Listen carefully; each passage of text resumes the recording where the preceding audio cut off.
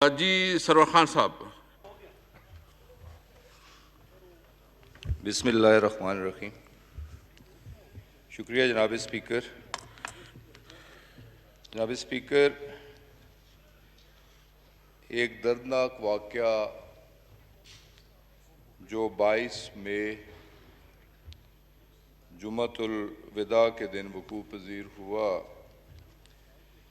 जिसमें PIA का एक जहाज़ जो 1:15 पर लाहौर से उड़ा और 2:45 पे कराची एयरपोर्ट के करीब हादसे का शिकार हुआ, जिसमें 99 पैसेंजर सवार थे। 8 उनमें से केबिन क्रू और कॉकपिट क्रू के लोग भी थे। मासवाए 2 के जो कि खुशकिस्मत तरीन अशखास थे, जिनकी जानें अल्लाह ने महफूज रखी, वो सेहतियाब होकर अपने घरों को जा चुके हैं।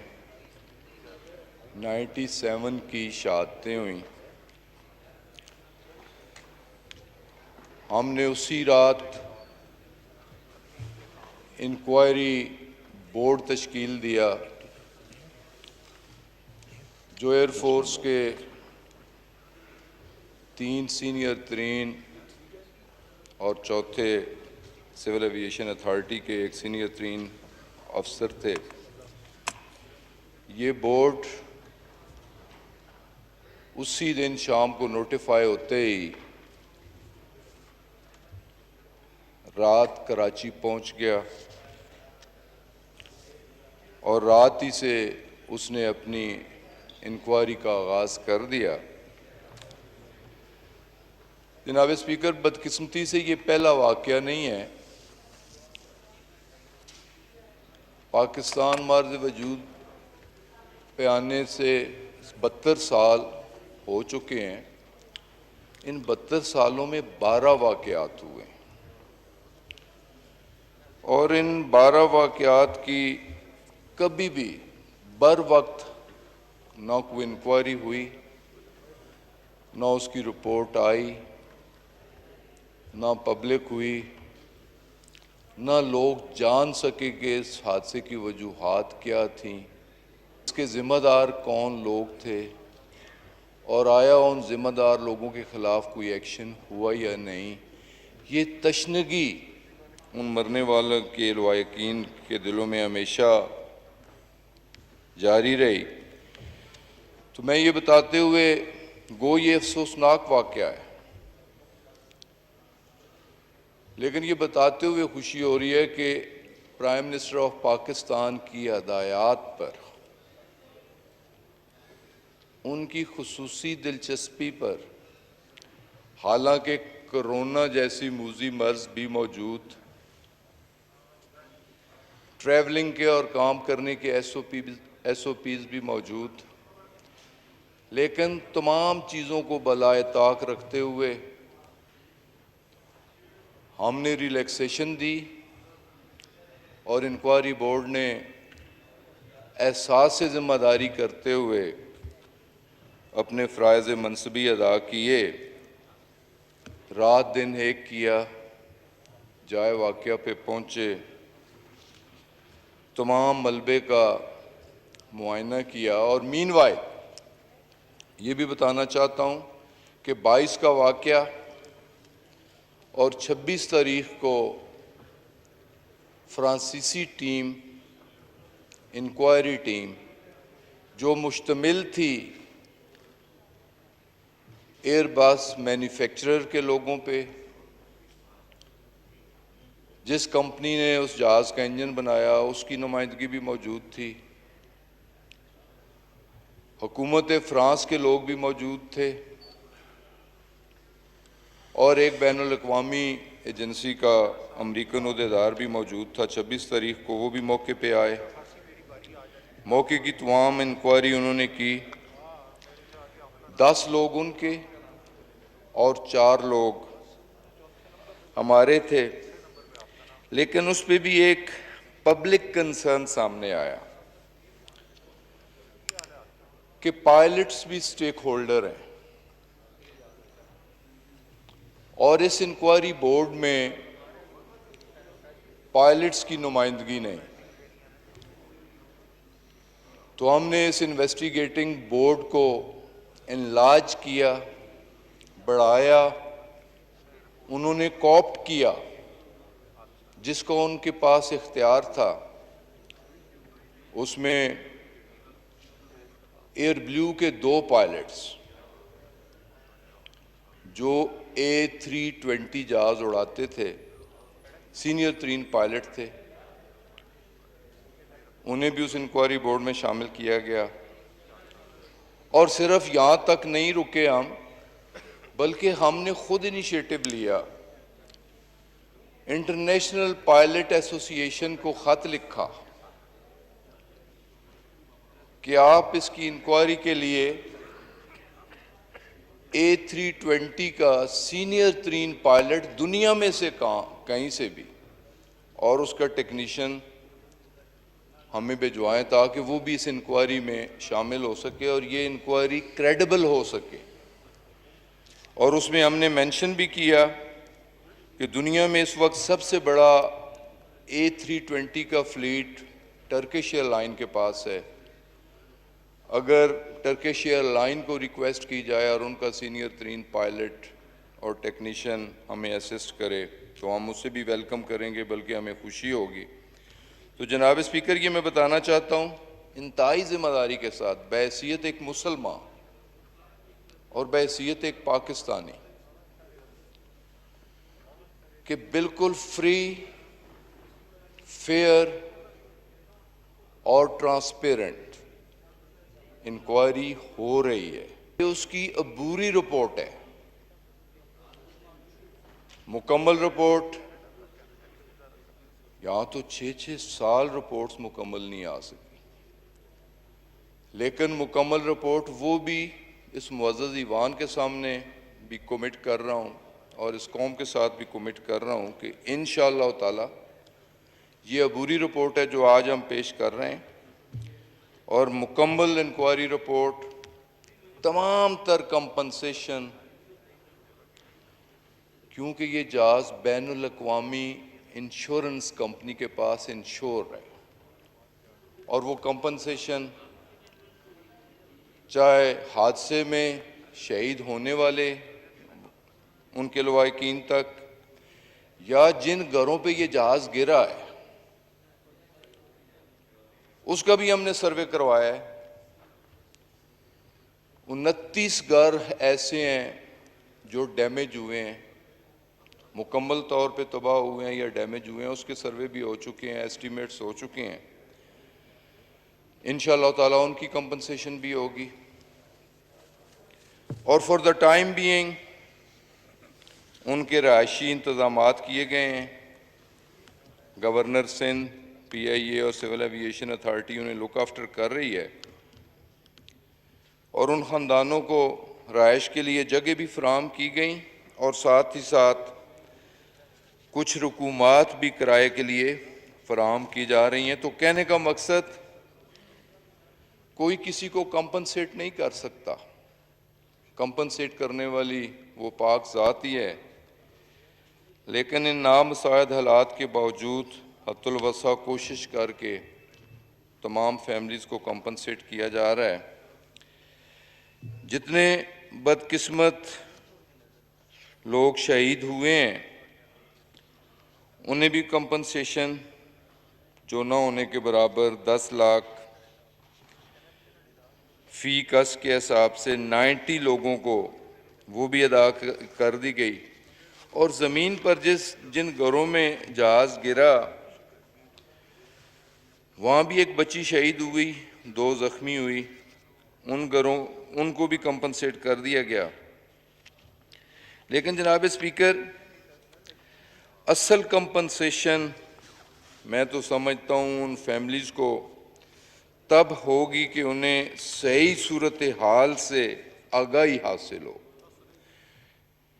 कि वाक़या में गलती किसकी थी, कोताही किसकी थी, ज़िम्मेदार कौन है, और आया असल ज़िम्मेदारों के ख़िलाफ़ कोई कार्रवाई भी होती है या नहीं। तो जैसे जनाब स्पीकर मैं बता रहा था कि सिर्फ ये पाकिस्तानी इन्वेस्टिगेटिंग बोर्ड नहीं था, इस इंक्वायरी में 10 लोग गैर मुल्की भी थे, एयरबस के लोग भी थे, हुकूमत फ्रांस के लोग भी थे, उनकी एविएशन इंडस्ट्री के लोग भी थे। और 2 अहम एविडेंसेस, एक DFDR होता है, डेटा रिकॉर्डर, कि जो एक्शंस जहाज में होते हैं, उसका लैंडिंग गियर डाउन करना है, अप करना है, उसे थ्रॉटल देना है, थ्रॉटल कम करना है, या जो भी एक्शन जहाज के अंदर होते हैं, कि DFDR वो सारा डेटा रिकॉर्ड करता है, उसके टाइमिंग रिकॉर्ड करता है, एक्शंस रिकॉर्ड करता है। और दूसरा अहम इक्विपमेंट होता है voice recorder, cockpit voice recorder. जिस वक्त कॉकपिट क्रू कॉकपिट में बैठता है, जहाज को स्टार्ट करता है, उस वक्त से उनकी तमाम गुफ्तो शनीद, चाहे जो आपस में कर रहे हों, चाहे ATC से कर रहे हों, ग्राउंड स्टाफ से कर रहे हों, तमाम वॉइस रिकॉर्ड होती है। और आखिरी लम्हे तक सर, मैंने उस बदकिस्मत जहाज, उस बदकिस्मत वॉइस रिकॉर्डर और उन बदकिस्मत केबिन क्रू की आखिरी अल्फाज भी मैंने सुने। उनकी सारी गुफ्तो शनीद जो भी कॉकपिट में होती रही, ATC के साथ होती रही, क्योंकि उससे बड़ी डॉक्यूमेंट्री एविडेंस, रिलायबल एविडेंस इसके अलावा कोई नहीं हो सकती। और ये दोनों इक्विपमेंट हमारे इन्वेस्टिगेटिंग बोर्ड के सरबराह उसे 1 जून को लेके फ्रांस गए, पेरिस गए, 2 जून को उसे डीकोड किया गया, और उस वक्त भी बैनुल अक़वामी तहकीकाती अदारे के 10 लोगों की मौजूदगी में उन्हें डीकोड किया गया, उनका डेटा एग्जामिन किया गया, उनकी वॉइस रिकॉर्डिंग जो भी थी उसे भी सुना गया, उसे भी ब्लैक एंड वाइट में लाया गया। और यूं इंजन बनाने वाली कंपनी, उसका रैप भी वहाँ मौजूद था, यूरोपियन यूनियन के सेफ्टी के इदारों के तमाम लोगों की मौजूदगी में उन्हें डीकोड किया गया। डीकोड करने के बाद तमाम उसका डाटा रिकॉर्ड किया गया, और वो भी रिपोर्ट का हिस्सा होगा। और वो ऐसी डॉक्यूमेंट्री एविडेंस है कि वो रहती दुनिया तक रहेगी, और वो एग्जामिन भी हो सकती है। वो सारी चीज़ें भी मौजूद, और मैंने अपनी सेटिस्फेक्शन के लिए, मैंने और मेरे सेक्रेटरी ने वॉइस रिकॉर्डर की सारी सूरत हाल को जानने की कोशिश की, समझने की कोशिश की।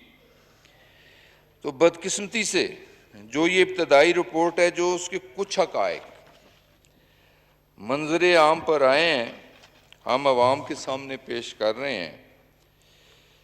इस इब्तदाई रिपोर्ट के मुताबिक बदकिस्मत त्यारा फ़ज़ाई परवाज़ के लिए 100% फिट था जी, उसमें कोई किसी किस्म का टेक्निकल फॉल्ट नहीं था।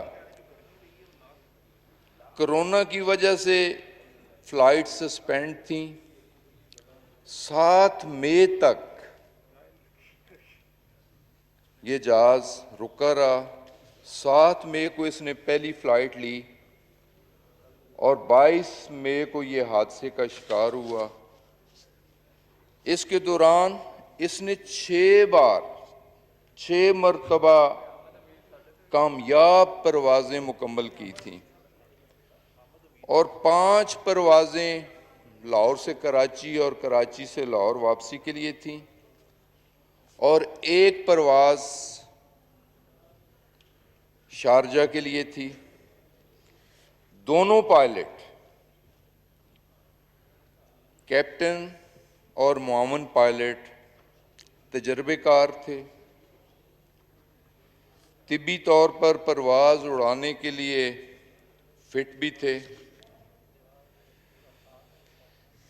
इब्तदाई तहकीकात के मुताबिक, जिसकी रिपोर्ट की कॉपी मेरे पास मौजूद है और मैंने अभी आपकी खिदमत में पेश भी करनी है, इसके मुताबिक पायलट ने फाइनल अप्रोच पर किसी तकनीकी खराबी की निशानदेही नहीं की।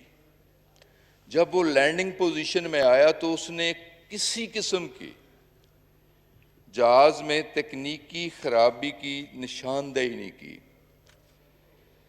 रनवे से 10 मील के फासले पर जहाज को तकरीबन 2500 फुट की बुलंदी पर होना चाहिए था, जबकि इब्तदाई तहकीकात के मुताबिक और रिकॉर्ड के मुताबिक जहाज उस वक्त 7220 फुट की बुलंदी पर था। सर, ये एक पहली इर्रेगुलरिटी थी। कंट्रोलर ने 3 दफा, ये वॉइस रिकॉर्डर में, ये वॉइस रिकॉर्डेड है, कंट्रोलर ने 3 दफा पायलट की तवज्जो इस जानब मबजूल करवाई कि उसकी ऊंचाई अभी भी ज्यादा है और पायलट से कहा गया कि लैंडिंग ना करें, लैंडिंग पोजीशन ना लें और एक चक्कर और लगा के आए। लेकिन इसके बावजूद पायलट ने कंट्रोलर की हिदायत को नजरअंदाज किया। इब्तदाई तहकीकात के मुताबिक, और ये डेटा एंट्री रिकॉर्डर जो है सर, उसमें भी रिकॉर्डेड है कि रनवे से 10 नॉटिकल माइल्स के फासले पर जहाज के लैंडिंग गियर खोले गए। ये रिकॉर्ड में है कि जहाज के लैंडिंग गियर खोले गए। लेकिन एक बात समझ से बालातर है कि जब जहाज 5 नॉटिकल माइल पे पहुंचता है तो लैंडिंग गियर फिर ऊपर कर लिया जाता है। ये भी डेटा रिकॉर्डर में ये एंट्री और ये एक्शंस कि 10 नॉटिकल माइल्स पर लैंडिंग गियर खोले गए और 5 नॉटिकल माइल्स पर जहाज के लैंडिंग गियर ऊपर कर दिए गए। जहाज जब लैंडिंग के लिए आया तो उसे रनवे पर एक फ्लेक्सिबल उसे पोजीशन दी जाती है। 1500 से 3000 फुट पर वो टच डाउन कर सकता है। जहाज की रनवे की टोटल लेंथ होती है 11,000 और 1500 से 3 के उसके स्टार्टिंग पॉइंट पे 1500 से लेके 3000 तक वो टच डाउन करना चाहिए, असूलन जो गाइडलाइंस दी गई हैं। लेकिन जहाज लैंडिंग गियर के बगैर, ये सारी चीज़ें सेल्फ एनालिसिस है, लेकिन जो हकीकत पे मबनी है, ये तो मीडिया में पहले भी चीज़ें चल रही हैं कि विदाउट लैंडिंग गियर्स जहाज 4500 फुट पर लैंडिंग गियर के बगैर इंजन पर टच डाउन करता है। उसके इंजन 3 बार, वो वीडियो मेरे पास मौजूद हैं, 3 बार जहाज लगता है, फिर जंप लेता है, फिर लगता है, फिर जंप लेता है और तकरीबन जहाज 3000 से 4000 फुट तक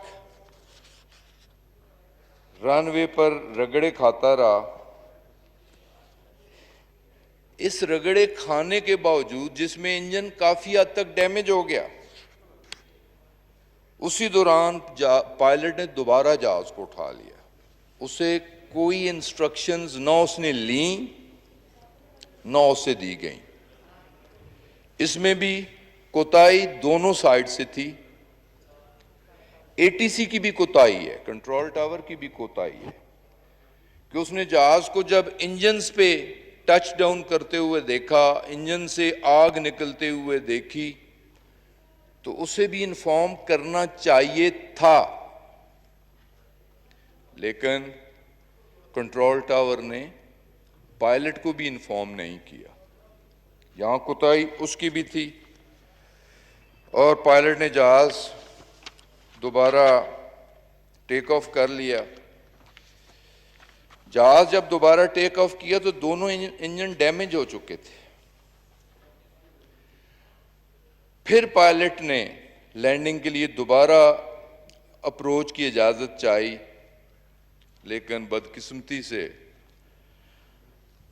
जो अप्रोच उसे दी गई, जो हाइट उसे बताई गई, ना वो अप्रोच तक पहुंच सका, ना उस हाइट तक पहुंच सका और सिविल आबादी पर बदकिस्मती से वो जहाज गिर गया। और जिन लोगों की भी हलाकतें हुई जहाज गिरने के बाद हुई, जहाज में आग लगने के बायस हुई। जो 2 सर्वाइवर हैं उनसे मेरी मुलाकात भी हुई, खुशकिस्मत तरीन है। एक की बात मैं ज़रूर कोट करनी चाहूँगा और जो हकीकत पे मबनी है कि जब उसकी कुर्सी मकान किसी की छत पे गिरी, उसकी पूरी सीट इंक्लूडिंग सीट बेल्ट बांधी हुई, पहले मकान की 3rd स्टोरी पे गिरा, बाल की तरह उछला, 2nd स्टोरी पे आया, बाल की तरह उछला, 1st स्टोरी पे आया, इतने जोर से उसकी, लेकिन वो स्ट्रेट सीट ही पे बैठा रहा, सीट बेल्ट के साथ बैठा रहा। तो जब 1st स्टोरी पे आया तो उस वक्त उसे रेस्क्यू किया गया। मामूली जख्मी था, तो उसने जो पहली बात की, जिन लोगों ने उसे रेस्क्यू किया, अल्लाह का शुक्र अदा किया और कहा मेरी बात मेरी माँ से कराई जाए। फर्स्ट कॉल उसने माँ को की और माँ को सारा वाकया बताया और कहा माँ मैं तुम्हारी दुआओं की वजह से अल्लाह ने मुझे ज़िंदगी दी। माँ की दुआओं में इतनी ताकत, और उस बंदे ने रियलाइज़ भी किया। तो सर, इब्तदाई तहकीकाती रिपोर्ट के मुताबिक पायलट और कंट्रोलर एटीसी दोनों ने मरवजा तरीकाकार को इख्तियार नहीं किया। एक तरफ पायलट ने कंट्रोलर की हिदायत को नज़रअंदाज किया और दूसरी तरफ कंट्रोलर ने भी जहाज़ के इंजन रगड़ा खाने के बाद नुकसान के बारे में आगाह नहीं किया। तो जनाब स्पीकर, ये सब कुछ बताते हुए दुख भी हो रहा है और मैंने खुद वॉइस रिकॉर्डर से सारी उनकी कन्वर्सेशन सुनी और ख़ासकर आखिरी आधे घंटे की सुनी।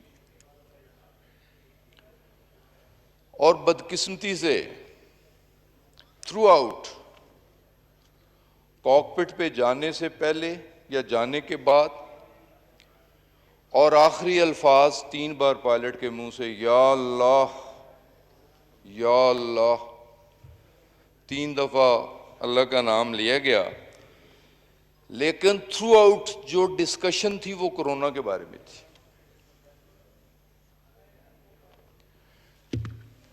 पायलट और को पायलट फोकस्ड नहीं थे, उनके ज़हन पे कोरोना सवार था, उनकी फैमिली मुतासिर थी और वो कोरोना ही की डिस्कशन कर रहे थे। लैंडिंग में आया, लैंडिंग पोजीशन पे आया तो कंट्रोल टावर ने उसे मना किया कि आप ज़्यादा हाइट पे हैं, आप नीचे आएं।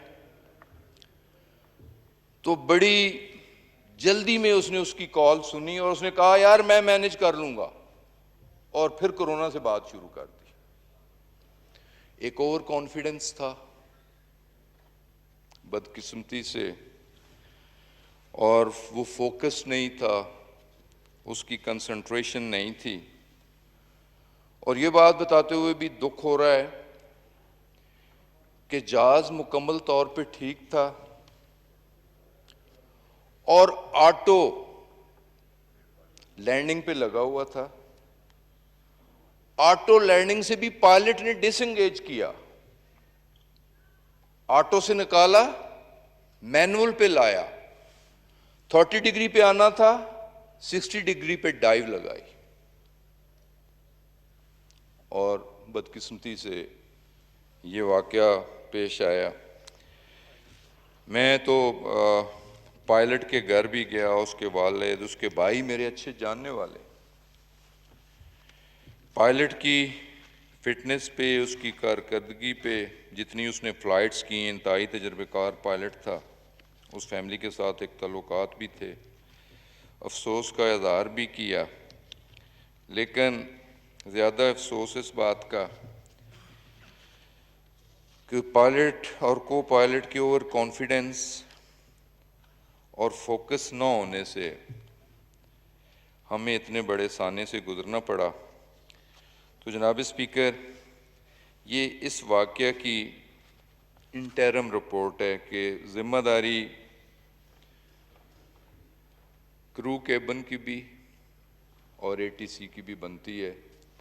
जो दुनिया से चले गए हैं, अल्लाह ताला उनकी मग़फ़िरत फरमाए, लेकिन जो हयात हैं और ज़िम्मेदार हैं वो हिसाब किताब से बच नहीं पाएंगे, उनके ख़िलाफ़ भी कानून के मुताबिक एक्शन होगा।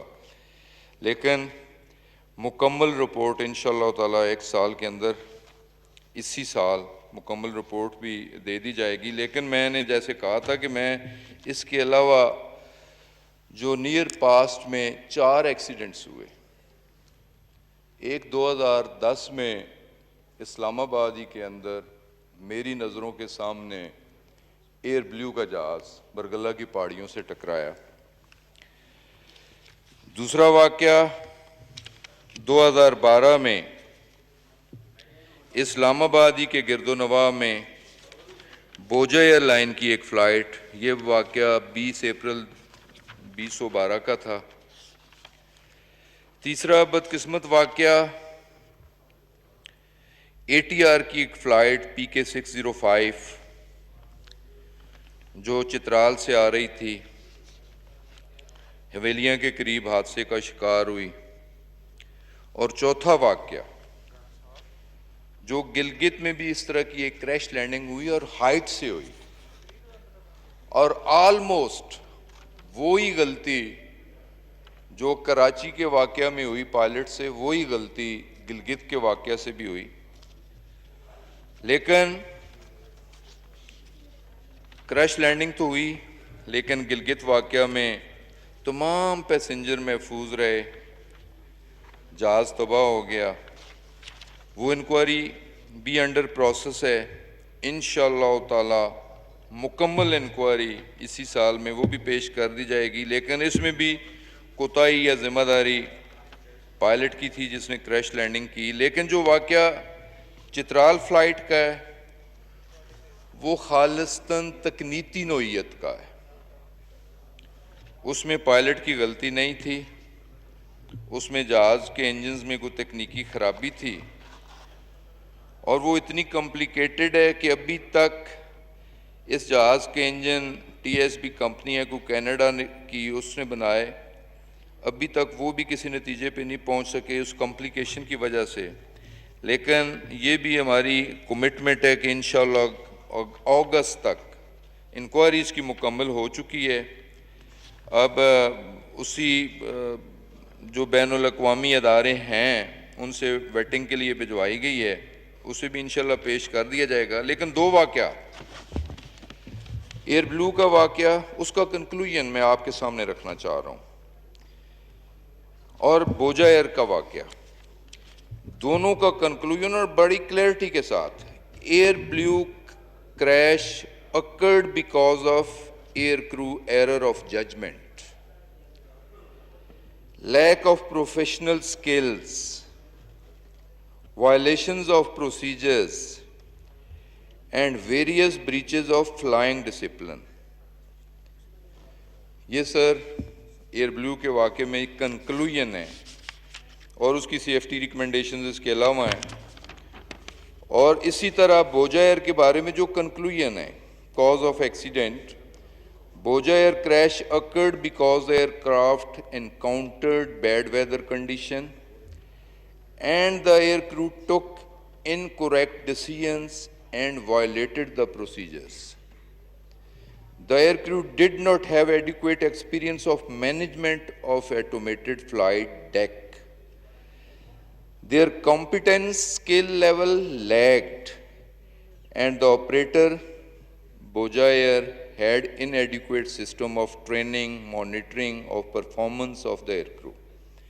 Sir, इसमें भी कोई गलती थी, वायलेशन थी, सुस्ती थी, मिसमैनेजमेंट थी। ये दोनों हादसे जो इस्लामाबाद के गिरदोनवा में हुए, पहले हादसे में 152 लोग शहीद हुए, दूसरे हादसे में 127 लोग शहीद हुए और ये दोनों जहाज़ों का क्रैश भी पायलट्स की गलती की वजह से हुआ। सर, ये सारी रिपोर्ट्स थीं और साथ रिकमेंडेशंस भी थीं। इसी बुनियाद पे हमने पायलट्स के बारे में जानना चाहा कि दुनिया में और भी एयरलाइंस हैं, जैसे दुनिया की बड़ी एयरलाइन एमिरेट्स एयरलाइन है, 300 जहाज़ों पे मुश्तमिल उसका फ्लीट है, 280 जहाज़ों पे। टर्किश एयरलाइन है, 300 जहाज़ों पे मुश्तमिल उसका फ्लीट है। नॉट अ सिंगल एक्सीडेंट, कोई ऐसी रिपोर्टेड एक्सीडेंट एक लैंडिंग में हुआ एमिरेट्स का दुबई में, लेकिन उसमें भी कोई ज़ख्मी या उस कैजुअल्टीज़ नहीं हुई। तो सर, हमने इस पे जब ये सारी चीज़ें देखी तो कहा कि थोड़ा पायलट्स को भी चेक कर लिया जाए। ये सर दुख के साथ ये बात बतानी पड़ती है, चीफ जस्टिस ऑफ पाकिस्तान ने भी एक सुओ मोटो एक्शन लिया था और उसमें उन्होंने कहा था, हुक्म दिया था कि पीआईए के बारे में कि पीआईए के एम्प्लॉयज़ की डिग्रियां चेक करवाई जाए। एम्प्लॉयज़ में उनकी एडमिनिस्ट्रेशन भी शामिल थी, उनके पायलट्स भी शामिल थे, ग्राउंड हैंडलर, मैकेनिक्स, टेक्निकल लोग वो भी शामिल थे और बहुत सारे लोगों की, हो सकता है मैं एग्जैक्ट फिगर्स बताऊं तो उसमें कोई गलती ना हो जाए, लेकिन 4 पायलट्स जिनकी डिग्रियां जेली निकली। ये बदकिस्मती है हमारे मुल्क की। जेली डिग्रियां सियासतदानों पे भी, सरकारी एहलकारों पे भी, और अफसोस के साथ कहना पड़ता है कि हमारे अदारों में भी। और सबसे दुख की बात है कि अदारों में भी मेरिट डीमेरिट नहीं देखा जाता। भाई, अगर भर्ती किसी को कराना है तो उसकी डिग्री, उसकी क्वालिफिकेशंस तो प्रॉपर होनी चाहिए, जो कि नहीं थी, उनके खिलाफ एक्शन लिया। लाइसेंसेस के बारे में एक बात तो मैं दावे के साथ अवाम उन्नास के साथ ताल्लुक़ है कि more than 90% licences, driving licences, वो LTV हो या HTV हो, ड्राइविंग लाइसेंस किसी इम्तहान देने की ज़रूरत नहीं है, पैसे दो और लाइसेंस मिल जाता है। ये 90% लाइसेंसेस इसी तरह। और 50 साल प्रैक्टिकल लाइफ में मैंने आज तक किसी एक्सीडेंट में किसी ड्राइवर को सजा होते हुए नहीं सुना। Not a single. 10 बंदे मारो, 20 बंदे मारो, 50 बंदे मारो, कोर्ट से बरी होके आ जाओ। सर, बदकिस्मती से ये कुछ, अगर एक पायलट जो कई 100 इंसानी जानों को लेके हवा में उड़ता है वो क्वालिफाइड नहीं है, उसे भी सियासी बुनियादों पर भर्ती करवाया जाता है, उसका लाइसेंस भी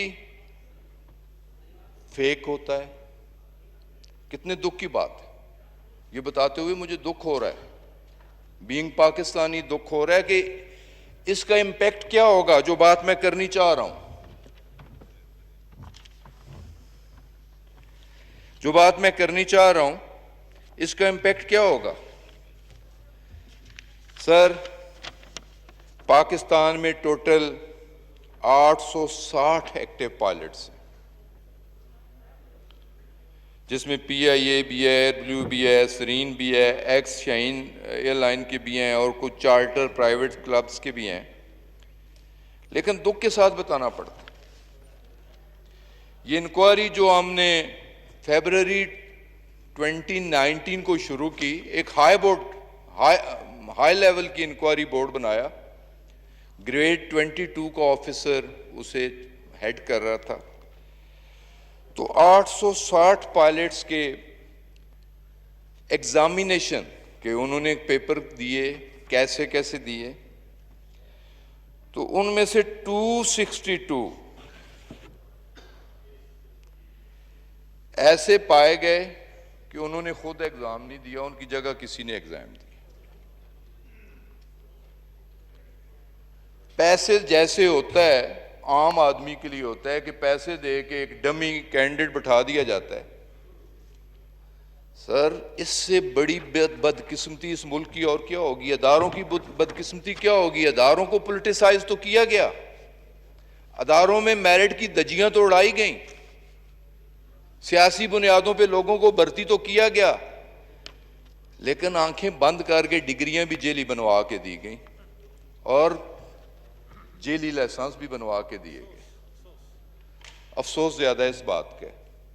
तो सर, है तो ये दुख की बात, अफसोस की बात और सबसे बढ़ के शर्म की बात कि हम दुनिया को मुंह दिखाने के काबिल नहीं है कि हमारे पायलट्स, जिसमें से 262 आउट ऑफ 860, 30% ऑलमोस्ट, उनके लाइसेंसेस फेक हैं, लाइसेंसेस ठीक नहीं है, उन्होंने एग्जाम्स प्रॉपर नहीं दिए, खुद नहीं दिए, उनका वो फ्लाइंग एक्सपीरियंस नहीं है। तो सर, ये बताना भी जरूरी था इसके साथ ही साथ, और सिर्फ ये बता नहीं रहे, इस पे हमने एक्शन भी शुरू करवा दिया है जी, और बिस्मिल्लाह शुरू कर दी है। बिस्मिल्लाह करने के बाद मैं इस मुअज़्ज़ज़ ईवान में आया हूँ। 2 दिन मैंने इसीलिए लिए थे।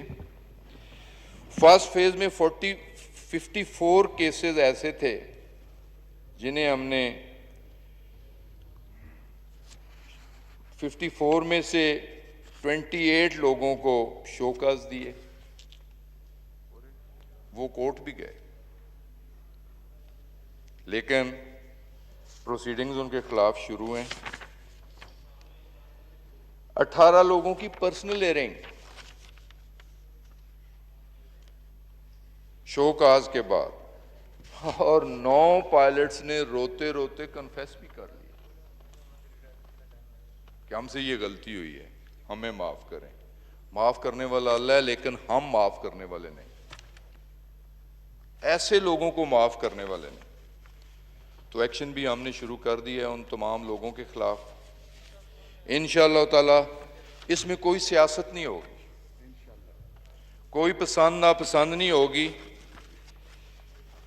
कोर्ट में भी हम देख रहे हैं, कोर्ट को भी हम फैक्चुअल सूरत हाल बता रहे हैं। इंशाअल्लाह ताला कोर्ट्स को भी हालात से आगाही हो गई है, और मैं समझता हूं कि इस इशू को पॉलिटिसाइज भी नहीं होना चाहिए। ये मेरी रिक्वेस्ट है इस मुअज़्ज़ज़ ईवान पे। ये कौमी सलामती का मामला है, ये इंक्वायरी बिल्कुल फ्री, फेयर और ट्रांसपेरेंट इंक्वायरी है। बिला तफरीक ये एक्शन होगा और उन तमाम लोगों के खिलाफ एक्शन होगा। और हमारा ये अज़म है, प्राइम मिनिस्टर इमरान खान का ये अज़म है, जितनी मीटिंग्स उन्होंने PIA पे की हैं, पिछले अदवार में तो PIA को प्राइवेटाइज करने की बात होती थी, उसने बात की है। ये रिपोर्ट की कॉपी सर मैं स्पीकर साहब के जी हाँ, लिए, स्टैंडिंग मुअज़्ज़ज़ कमेटी ईवान को। के लिए, और आज डिस्प्ले भी कर दी जाएगी। स्टैंडिंग कमेटी को जाना है, जिस ठीक है फोरम पे जी, भी जाना है, स्टैंडिंग उसकी कमेटी को एग्जामिनेशन भेजते हैं होनी जी है, इसकी ज़रूर रिपोर्ट। होनी बिल्कुल चाहिए। सही है जी।